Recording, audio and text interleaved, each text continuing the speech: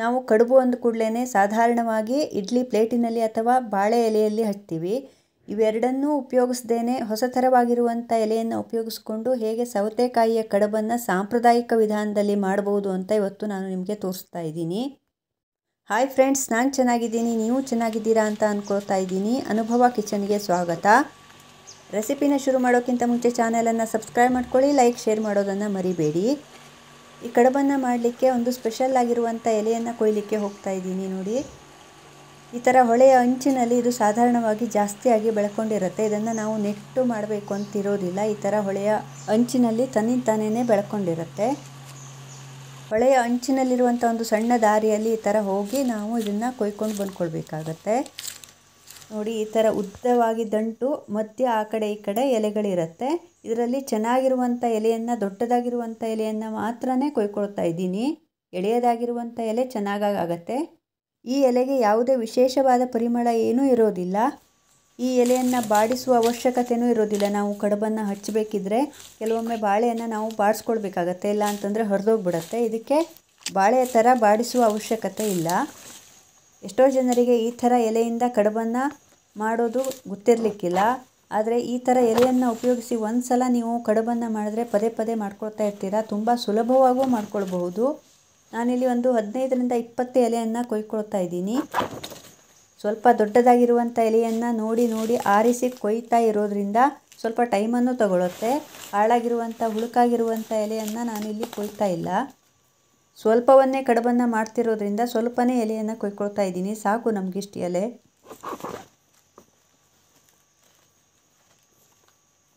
ಎರಡು ಲೋಟ ಆಗುವಷ್ಟು ಅಕ್ಕಿಯನ್ನು ತಗೊಳ್ತಾ ಇದ್ದೀನಿ. ಬಿಳಿಯಾಗಿರುವಂಥ ಅಕ್ಕಿಯನ್ನು ತಗೊಂಡಿದ್ದೇನೆ, ದೋಸೆಗೆ ಉಪಯೋಗಿಸುವಂಥದ್ದು. ನೀವು ಕೂಡ ದೋಸೆ ಅಕ್ಕಿಯನ್ನು ಬಳಸಬಹುದು. ತೆಗೆದುಕೊಂಡಿರುವಂಥ ದೋಸೆ ಅಕ್ಕಿಯನ್ನು ಚೆನ್ನಾಗಿ ತೊಳೆದ್ಬಿಟ್ಟು ಒಂದು 3ರಿಂದ 4 ಗಂಟೆಗಳ ಕಾಲ ನೆನೆಯಲಿಕ್ಕೆ ಬಿಡಬೇಕು. ಅಕ್ಕಿ ನೆನೆಯೋ ಟೈಮಿಗೆ ನಾವಿಲ್ಲಿ ಕಡುಬಿಗೆ ಬೇಕಾಗಿರುವಂಥ ಅಷ್ಟು ಸಾಮಗ್ರಿಗಳನ್ನು ರೆಡಿ ಮಾಡ್ಕೊಳ್ಳೋಣ. ತಂದಿರುವಂಥ ಎಲೆಯನ್ನು ಸರಿಯಾಗಿ ಒರೆಸ್ಕೊಳ್ಬೇಕು. ಯಾಕಂದರೆ ಅದು ಎಲೆಯ ಮೇಲೆ ಧೂಳುಗಳಿದ್ದರೆ ಅಥವಾ ಏನಾದರೂ ಕಸಗಳಿದ್ದರೆ ಹೋಗುತ್ತೆ ಅಂತ. ನೋಡಿ, ಈ ಥರ 2 ಕಡೆನೂ ನಾನು ಒರೆಸ್ಕೊಳ್ತಾ ಇದ್ದೀನಿ. ಅಷ್ಟು ಎಲೆಗಳನ್ನು ಈ ಥರ ಒರೆಸಿ ಇಟ್ಕೊಂಡ್ರೆ ಬೇಗನೆ ನಾವು ಕಡುಬನ್ನು ಹಚ್ಕೊಳ್ಳಿಕ್ಕೆ ಆಗತ್ತೆ. ಒಂದು ಮೀಡಿಯಮ್ ಸೈಜಿನ ಸೌತೆಕಾಯಿಯನ್ನು ತಗೊಳ್ತಾ ಇದ್ದೀನಿ. ಸ್ವಲ್ಪನೇ ಕಡುಬನ್ನು ಮಾಡ್ತಿರೋದ್ರಿಂದ ನಾನಿಲ್ಲಿ 3/4 ಭಾಗವನ್ನು ಮಾತ್ರ ಸೌತೆಕಾಯಿಯನ್ನು ತಗೊಂಡಿದ್ದೇನೆ. 1/4 ಭಾಗ ಆಗುವಷ್ಟು ಹಾಗೇ ಇಡ್ತಾ ಇದ್ದೀನಿ. ಈ ಸೌತೆಕಾಯಿಯ ಮಧ್ಯಭಾಗದ ಬೀಜವನ್ನು ಮತ್ತು ತಿರುಳನ್ನು ತೆಕ್ಕೊಳ್ಬೇಕು. ತಿರುಳಿದ್ರೆ ಹುಳಿಯಾಗಿಬಿಡುತ್ತೆ ಕಡುಬು. ಈ ಥರ ಮೇಲ್ಗಡೆ ಸಿಪ್ಪೆಯನ್ನು ತೆಗೆದುಬಿಟ್ಟು ಮಧ್ಯಭಾಗದ ಬೀಜವನ್ನು ಮತ್ತು ತಿರುಳನ್ನು ನೀಟಾಗಿ ತೆಕ್ಕೊಳ್ಬೇಕು. ತೆಗೆದಿರುವಂಥ ಈ ಬೀಜವನ್ನು ನಾವು ಹಳ್ಳಿ ಕಡೆ ಇದಕ್ಕೆ ಸ್ವಲ್ಪ ಬೂದಿಯನ್ನು, ಅಂದರೆ ಸುಟ್ಟಿರುವಂಥ ಕಟ್ಟಿಗೆಯ ಉಳಿದಿರುವಂಥ ಬೂದಿಯನ್ನು ಹಚ್ಚಿಬಿಟ್ಟು ಒಣಗಿಸಿ ಇಟ್ಟುಕೊಂಡ್ರೆ, ಈ ಬೀಜವನ್ನು ಮತ್ತೆ ಮಳೆಗಾಲದಲ್ಲಿ ಹಾಕಿಬಿಟ್ಟು ಸಸಿಯನ್ನು ಮಾಡಿ ನೆಟ್ಟುಕೊಂಡ್ರೆ ಮತ್ತೆ ಸೌತೆಕಾಯಿಯನ್ನು ನಾವು ಕೊಯ್ಯಬಹುದು. ನೋಡಿ, ಈ ಥರ ಮಧ್ಯದಲ್ಲಿ ಒಂದು 5-6 ಭಾಗವನ್ನು ಮಾಡಿಬಿಟ್ಟು ಈ ಥರ ಸಣ್ಣದಾಗಿ ಹೆಚ್ಚಿಟ್ಕೊಳ್ತಾ ಇದ್ದೀನಿ. ನೀವು ಇನ್ನೂ ಸಣ್ಣದಾಗಿ ಬೇಕಂದ್ರೂ ಹೆಚ್ಚಿಟ್ಕೊಳ್ಬೋದು. ಸ್ವಲ್ಪ ದೊಡ್ಡದಾಗಿಯೇ ನಾನು ಹೆಚ್ಚಿಕೊಳ್ತಾ ಇದ್ದೀನಿ, ಯಾಕಂದರೆ ಸೌತೆಕಾಯಿ ಆಗಿರೋದ್ರಿಂದ ಕರಗೋಗ್ಬಿಡತ್ತೆ ಅಂತ. ಒಂದು ಸಣ್ಣದಾಗಿರುವಂಥ ತೆಂಗಿನಕಾಯಿಯನ್ನು ಒಡ್ಕೊಂಡು ಇದರ ತೆಂಗಿನ ತುರಿಯನ್ನು ಮಾಡ್ಕೊಳ್ತಾ ಇದ್ದೀನಿ. ಹಿಡಿಯದಾಗಿರುವಂಥ ಕಾಯಿಯನ್ನು ತಗೊಳ್ತಾ ಇಲ್ಲ, ಒಂದು ಕಡಿಯನ್ನು ಮಾತ್ರ ತಗೊಳ್ತಾ ಇದ್ದೀನಿ. ನಾನಿಲ್ಲಿ ತುಂಬಾ ಸಿಹಿ ಆಗಿಬಿಡತ್ತೆ ಅಂತ ಈ ತೆಂಗಿನ ತುರಿಗೆ ಮತ್ತು ಬೆಲ್ಲವನ್ನು ಸೇರಿಸ್ತಾ ಇಲ್ಲ. ನೀವು ಬೇಕಂದರೆ ಸ್ವಲ್ಪ ಬೆಲ್ಲವನ್ನು ಇದಕ್ಕೆ ಸೇರಿಸ್ಬಿಟ್ಟು ಕಡುಬಿಗೆ ಹಚ್ಚಬಹುದು. ನಾನಿಲ್ಲಿ ಸಿಹಿಯನ್ನು ಅಷ್ಟೊಂದು ಇಷ್ಟಪಡದೇ ಇರೋದ್ರಿಂದ ಇದಕ್ಕೆ ಮತ್ತೆ ಬೆಲ್ಲವನ್ನು ಸೇರಿಸ್ತಾ ಇಲ್ಲ. ಹಿಡಿಯದಾಗಿರುವಂಥ ತೆಂಗಿನ ತುರಿಯನ್ನು ಮಾತ್ರ ನಾನಿಲ್ಲಿ ಯೂಸ್ ಮಾಡ್ತಾ ಇದ್ದೀನಿ. ನೀವು ಯಾವ ಥರದ ಈಳಿಗೆ ಮಣಿಯನ್ನು ಯೂಸ್ ಮಾಡಿಬಿಟ್ಟು ಈ ಥರ ತೆಂಗಿನ ತುರಿಯನ್ನು ಮಾಡ್ಕೊಳ್ತೀರಾ ಅಂತ ಕಾಮೆಂಟ್ ಮುಖಾಂತರ ತಿಳಿಸಿ. ನಾವಿಲ್ಲಿ ಈ ಕಡೆ ಎಲ್ಲ ರೆಡಿ ಮಾಡೋ ತನಕ ಇಲ್ಲಿ ಅಕ್ಕಿ ನೆಂದಿದೆ. ನೆಂದಿರುವಂಥ ಅಕ್ಕಿಯನ್ನು ಒಂದು ಮಿಕ್ಸರ್ ಜಾರಿಗೆ ಹಾಕ್ಕೊಳ್ತಾ ಇದ್ದೀನಿ. ಇದಕ್ಕೆ ಸ್ವಲ್ಪನೂ ನೀರನ್ನು ಸೇರಿಸ್ದೇ ರುಬ್ಕೊಳ್ಬೇಕು. ಮೊದಲಿಗೆ ಡ್ರೈಯಾಗೆ ರುಬ್ಕೊಳ್ತಾ ಇದ್ದೀನಿ. ನಂತರ ಒಂದು 5ರಿಂದ 6 ಟೇಬಲ್ ಸ್ಪೂನ್ ಆಗುವಷ್ಟು ನೀರನ್ನು ಹಾಕಿಬಿಟ್ಟು ರುಬ್ಕೊಳ್ತಾ ಇದ್ದೀನಿ. ನೋಡಿ, ಇಷ್ಟು ದಪ್ಪವಾಗಿ ಆಗಬೇಕು, ನಯವಾಗಿ ರುಬ್ಕೊಳ್ಬೇಕು. ರುಬ್ಬಿರುವಂಥ ಮಿಶ್ರಣವನ್ನು ಒಂದು ಪಾತ್ರೆಗೆ ಹಾಕ್ಕೊಳ್ತಾ ಇದ್ದೀನಿ. ನಾವು ಯಾವ ಪಾತ್ರೆಯಲ್ಲಿ ಹಿಟ್ಟನ್ನು ಕಲಿಸ್ತೀವೋ ಅದೇ ಪಾತ್ರೆಯಲ್ಲಿ ಈ ಹಿಟ್ಟನ್ನು ಹಾಕ್ಕೊಳ್ತಾ ಇದ್ದೀನಿ. ರುಚಿಗೆ ತಕ್ಕಷ್ಟು ಉಪ್ಪನ್ನು ಹಾಕ್ಕೊಳ್ತಾ ಇದ್ದೀನಿ. ಸ್ವಲ್ಪ ಕಡಿಮೆ ಉಪ್ಪನ್ನು ಯೂಸ್ ಮಾಡ್ತಾ ಇದ್ದೀನಿ, ಯಾಕಂದರೆ ಬೆಲ್ಲವನ್ನು ನಾವು ಉಪಯೋಗಿಸ್ತಾ ಇರೋದ್ರಿಂದ ಸ್ವಲ್ಪ ಒಗರಿನ ಅಂಶ ಬೆಲ್ಲದಲ್ಲಿರೋದ್ರಿಂದ ಉಪ್ಪನ್ನು ಸ್ವಲ್ಪ ಕಡಿಮೆಯನ್ನು ಹಾಕ್ಕೊಳ್ತಾ ಇದ್ದೀನಿ. ಸಕ್ಕರೆಯನ್ನು ಯೂಸ್ ಮಾಡೋರು ಸ್ವಲ್ಪ ಜಾಸ್ತಿಯಾಗಿ ಉಪ್ಪನ್ನು ಹಾಕ್ಕೊಳ್ಬೋದು. ನಾನು ಯಾವ ಕಪ್ಪಿನಲ್ಲಿ ಅಕ್ಕಿಯನ್ನು ತಗೊಂಡಿದ್ದೀನೋ ಆ ಕಪ್ಪಿನಲ್ಲಿ 1.5 ಕಪ್ ಆಗುವಷ್ಟು ಬೆಲ್ಲವನ್ನು ತಗೊಳ್ತಾ ಇದ್ದೀನಿ. ನೋಡಿ, ಇದು ಸ್ವಲ್ಪ ಜಾಸ್ತಿಯಾಗೇ ಬೆಲ್ಲ ಇದೆ. ಬೆಲ್ಲವನ್ನು ನೀವು ಕಡಿಮೆ ಅಥವಾ ಹೆಚ್ಚನ್ನು ಮಾಡ್ಕೊಳ್ಬಹುದು. ಹೆಚ್ಚಿಟ್ಟಿರುವಂಥ ಸೌತೆಕಾಯಿಯನ್ನು ಇದಕ್ಕೆ ಸೇರಿಸ್ಕೊಳ್ತಾ ಇದ್ದೀನಿ. ಅಷ್ಟನ್ನು ಒಂದೇ ಸಲ ನಾನಿಲ್ಲಿ ಹಾಕ್ತಾ ಇಲ್ಲ, ಸ್ವಲ್ಪ ಹಾಗೆಯೇ ತೆಗೆದಿಡ್ತಾ ಇದ್ದೀನಿ, ನೋಡಿಕೊಂಡು ಆಮೇಲೆ ಹಾಕ್ಕೊಳ್ಬಹುದು ಅಂತ. ನಂತರ ಒಲೆಯ ಮೇಲೆ ಇದನ್ನು ಇಟ್ಟುಬಿಟ್ಟು ಈಗ ನಾವು ಒಂದು ಸಲ ತೊಳೆಸ್ಕೊಳ್ಬೇಕು.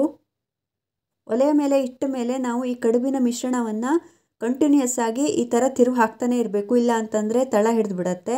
ನೋಡಿ, ಮೊದಲಿಗೆ ನಾನು ಬೆಲ್ಲವನ್ನು ಮತ್ತು ಸೌತೆಕಾಯಿಯನ್ನು ನಂತರ ಅಕ್ಕಿ ಹಿಟ್ಟನ್ನು ಹಾಕಬೇಕಿದ್ರೆ ದಪ್ಪವಾಗಿತ್ತು. ಈಗ ಬಿಸಿ ಆದ ಕೂಡಲೇ ಈ ಥರ ತೆಳುವಾಗಿ ಆಗ್ತಾ ಇದೆ, ನಂತರ ಮತ್ತೆ ದಪ್ಪವಾಗುತ್ತೆ. ಕೈಯನ್ನು ಬಿಡದೇ ಈ ಥರ ತಿರುವು ಹಾಕ್ತಾನೆ ಇರಬೇಕು, ತಳವನ್ನು ಹಿಡಲಿಕ್ಕೆ ಕೊಡಬಾರ್ದು. ತೆಗೆದುಕೊಂಡಿರುವಂಥ ಸೌತೆಕಾಯಿಯನ್ನು ಅಷ್ಟನ್ನು ನಾನು ಹಾಕ್ಕೊಳ್ತಾ ಇದ್ದೀನಿ, ಯಾಕಂದರೆ ಇದಕ್ಕೆ ಸೌತೆಕಾಯಿ ಹನಿ ಸ್ವಲ್ಪ ಜಾಸ್ತಿ ಆದರೂ ಏನಾಗೋದಿಲ್ಲ, ಕಡಿಮೆ ಆದರೆ ಮಾತ್ರ ಗಟ್ಟಿಯಾಗಿಬಿಡುತ್ತೆ. ಸ್ವಲ್ಪ ಹೊತ್ತು ಈ ಥರ ತೊಳೆಸ್ಬಿಟ್ಟು ಆಮೇಲೆ ಹಾಕ್ಕೊಳ್ತಾ ಇದ್ದೀನಿ. ನಿಮಗೆ ಹಚ್ಚಲಿಕ್ಕೆ ಸ್ವಲ್ಪ ಕಷ್ಟ ಆಗುತ್ತೆ ಅಂತಂದರೆ ಸೌತೆಕಾಯಿ ಹೋಳುಗಳನ್ನು ಸ್ವಲ್ಪ ಸಣ್ಣದಾಗೇ ಹೆಚ್ಕೊಳ್ಳಿ. ನೋಡಿ, ದಪ್ಪವಾಗ್ತಾ ಇದೆ. ಈ ಥರ ನಾವು ತಿರುವು ಹಾಕ್ತಾನೆ ಇರಬೇಕು. ಪೂರ್ತಿಯಾಗಿ ಕಲರ್ ಚೇಂಜ್ ಆಗ್ತಾ ಇದೆ. ನೋಡಿ, ಈ ಥರ ಕಲರ್ ಚೇಂಜ್ ಆಗ್ತಾ ಇರಬೇಕು. ಬಿಳಿಯದಾಗಿರುವಂಥ ಅಕ್ಕಿ ಹಿಟ್ಟಿನ ಬಣ್ಣ ಚೇಂಜ್ ಆಗಬೇಕು. ನೀವು ಈ ಹದದಲ್ಲಿ ಹಿಟ್ಟನ್ನು ಮಾಡಿಕೊಂಡ್ರಿ ಅಂದರೆ ಕಡುಬು ಯಾವುದೇ ಕಾರಣಕ್ಕೂ ಫೇಲ್ ಆಗೋದಿಲ್ಲ, ಪರ್ಫೆಕ್ಟಾಗಿ ಬರುತ್ತೆ. ಕಟ್ಟಿಗೆ ಒಲೆಯ ಮೇಲೆ ನಾನು ಕಡುಬನ್ನು ಬೇಯಿಸ್ತಾ ಇದ್ದೀನಿ. ಅದಕ್ಕೋಸ್ಕರ ಮೊದಲಿಗೆ ಈ ಥರ ಒಲೆಯನ್ನು ಹಚ್ಚಿಬಿಟ್ಟು ಇಟ್ಟಿದ್ದೀನಿ. ಮೊದಲಿನ ಕಾಲದಲ್ಲಿ ಈ ಥರನೇ ಕಡುಬನ್ನು ಮಾಡ್ತಾಯಿದ್ರು.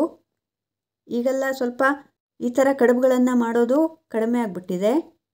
ನಾನು ಕಡುಬಿನ ಪಾತ್ರೆಗೆ ಈ ಥರ ಮಣ್ಣನ್ನು ಹಚ್ಚಿಬಿಟ್ಟು ಒಲೆಯ ಮೇಲೆ ಇಡ್ತಾ ಇದ್ದೀನಿ, ಯಾಕಂದರೆ ಈ ಕಟ್ಟಿಗೆ ಒಲೆಯಿಂದ ಮಸಿ ಆಗುತ್ತೆ, ಪಾತ್ರ ಬೇಗನೆ ತೊಳಿಲಿಕ್ಕಾಗೋದಿಲ್ಲ ಅಂತ ನಾನು ಮಣ್ಣನ್ನು ಹಚ್ಚಿಬಿಟ್ಟು ಇಡ್ತಾ ಇದ್ದೀನಿ. ಕೆಲವೊಬ್ಬರು ಇದಕ್ಕೆ ಬೂದಿಯನ್ನು ಹಚ್ತಾರೆ, ಇಲ್ಲ ಅಂತಂದರೆ ಬೆಲ್ಲವನ್ನು ಹಚ್ಕೊಳ್ಬಹುದು, ಬೇಗನೆ ಮಸಿ ಬಿಡುತ್ತೆ ಪಾತ್ರ ತೊಳಿಬೇಕಿದ್ರೆ ಅಂತ.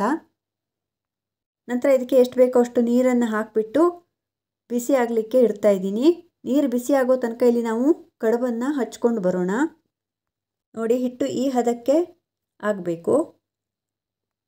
ಒಂದು ಪಾತ್ರೆಯಲ್ಲಿ ನೀರನ್ನು ಇಡ್ತಾ ಇದ್ದೀನಿ. ಈ ಕಡುಬನ್ನು ಹಚ್ಚಲಿಕ್ಕೆ ಈಸಿ ಆಗುತ್ತೆ ಅಂತ, ಕೈಗೆ ಹಿಡ್ಕೊಳ್ಳೋದಿಲ್ಲ. ನಾವು ನೀರನ್ನು ಹಚ್ಕೊಂಡು ಈ ಕಡುಬನ್ನು ಹಚ್ಚಿದ್ರೆ, ಎಲೆಯನ್ನು ನಾನು ಸರಿಯಾಗಿ ಇಟ್ಕೊಳ್ತಾ ಇಲ್ಲ, ಅದರ ಅಡಿಭಾಗದಲ್ಲಿ ಈ ಕಡುಬನ್ನು ಹಚ್ತಾ ಇದ್ದೀನಿ.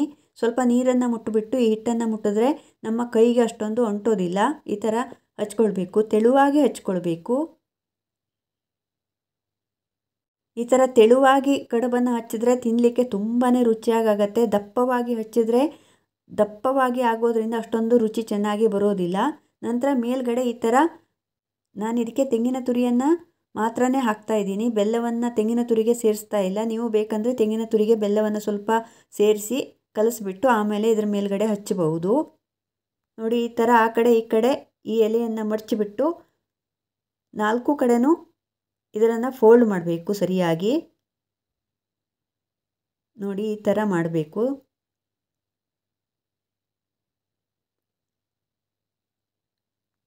ಇದೇ ಥರ ಅಷ್ಟು ಕಡುಬುಗಳನ್ನು ನಾನು ಹಚ್ಕೊಳ್ತಾ ಇದ್ದೀನಿ. 2 ಲೋಟ ಅಕ್ಕಿಗೆ ಇಲ್ಲಿ 9 ರಿಂದ 10 ಆಗುವಷ್ಟು ಕಡುಬು ಆಗ್ತಾ ಇದೆ. ನೀವು ಸರಿಯಾದ ವಿಧಾನದಲ್ಲಿ ಈ ಹಿಟ್ಟನ್ನು ಮಾಡಿಕೊಂಡ್ರಿ ಅಂತಂದರೆ ಕೈಗೆ ಅಷ್ಟೊಂದು ಅಂಟೋದಿಲ್ಲ. ಇಲ್ಲ ಅಂತಂದರೆ ನಿಮಗೆ ಹಸಿ ಹಸಿಯಾಗಿ ಇದೆ ಅಂತಂದರೆ ಅಷ್ಟೊಂದು ಚೆನ್ನಾಗಿ ಕಡುಬು ಬರೋದಿಲ್ಲ. ನೋಡಿ ಎಷ್ಟು ಚೆನ್ನಾಗಿ ಆಗಿದೆ ಅಂತ. ಈ ಥರ ಸಣ್ಣ ಸಣ್ಣದಾಗಿರುವಂಥ ಕಡುಬನ್ನು ನಾವು ಮಾಡ್ಕೊಳ್ಬಹುದು. ಅಷ್ಟು ಕಡುಬುಗಳನ್ನು ಹಚ್ಚಿ ರೆಡಿ ಮಾಡಾಯಿತು. ಈ ಕಡೆ ಒಲೆ ಮೇಲಿಟ್ಟಿರುವಂಥ ನೀರು ಕಾಯ್ತಾ ಇದೆ. ಈ ಕಡುಬಿನ ಪಾತ್ರೆಗೆ ನಾನು ಒಂದು ಪ್ಲೇಟನ್ನು ಇಟ್ಬಿಟ್ಟು ನಾನು ಮಾಡಿಟ್ಟಿರುವಂಥ ಕಡುಬನ್ನು ಈ ಥರ ಇಡ್ತಾ ಇದ್ದೀನಿ. ಒಂದೇ ತರಹ ಇಡೋದಕ್ಕಿಂತ ಈ ಥರ 2 ಹಾಗೆ ಮತ್ತು 2 ಹೀಗೆ ಇಟ್ಟರೆ ಚೆನ್ನಾಗಿ ಬೇಯುತ್ತೆ.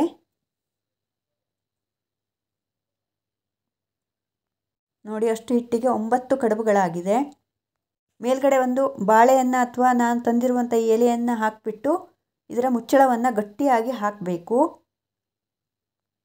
ಇದನ್ನು ಒಂದು ಅರ್ಧ ಗಂಟೆಗಳ ಕಾಲ ಚೆನ್ನಾಗಿ ಒಲೆಯ ಮೇಲೆ ಇಟ್ಟುಬಿಟ್ಟು ಬೇಯಿಸ್ಕೊಳ್ಬೇಕು. ಮೀಡಿಯಮ್ ಆಗಿ ಉರಿ ಇರಬೇಕು.